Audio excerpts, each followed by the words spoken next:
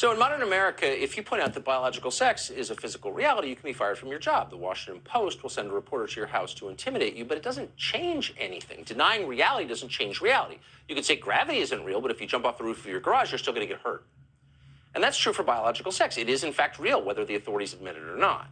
Officials in New Jersey are learning that lesson this week. 2 female inmates at a supposedly all-women's prison in New Jersey have just become pregnant. You wonder how that happened.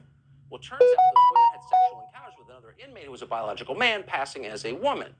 Now, some people predicted that this would happen, and they were laughed at, mocked, and attacked as bigots. Kara Dansky is at the very top of that list. She said this years ago on our show.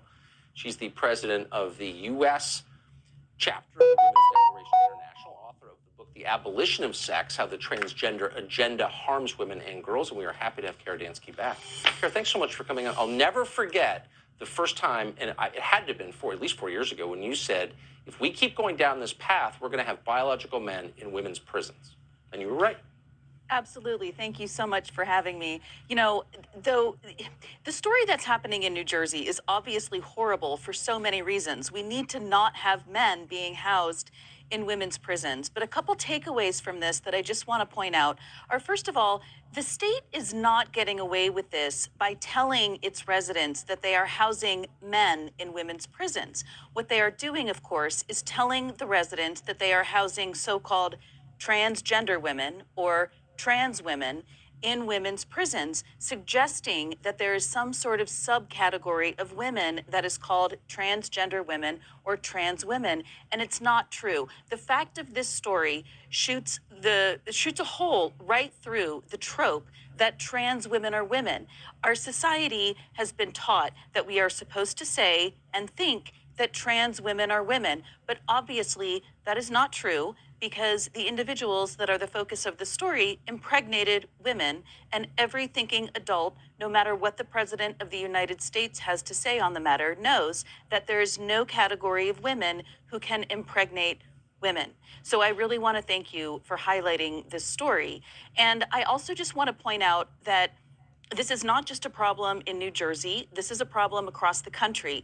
I know that we have talked previously about how the state of California recently enacted a law at the end of 2020, which went into effect in 2021, which mandates that men be housed in women's prisons on the basis of their so-called gender identity if they say that they are women. Washington State has a similar policy. However, this is not just happening in blue states. This is happening across the country. As far as I know, 49 states plus the District of Columbia have some form of law or policy in place that mandates the housing of men in women's prisons. Why is it left to you and J.K. Rowling and a couple of others to point this out? Where are the physicians who know perfectly well that what you're saying is true, the biologists who know it every bit as well? Why are they going along with this when they know it's a lie?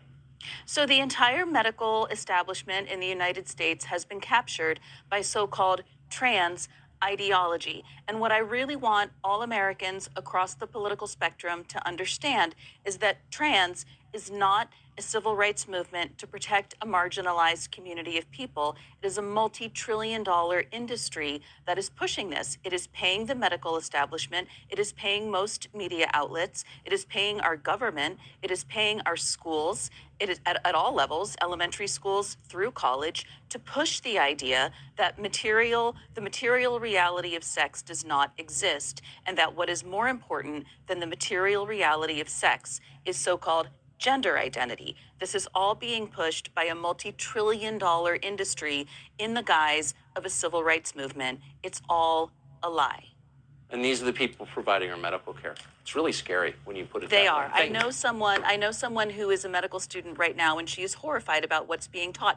I do just want to say really quickly, there's something that has been announced in the past couple of weeks called the Women's Bill of Rights. This was drafted by members of the Women's Liberation Front and by members of Independent Women's Voices, supported by my organization, Women's Declaration International, as well as Concerned Women for America.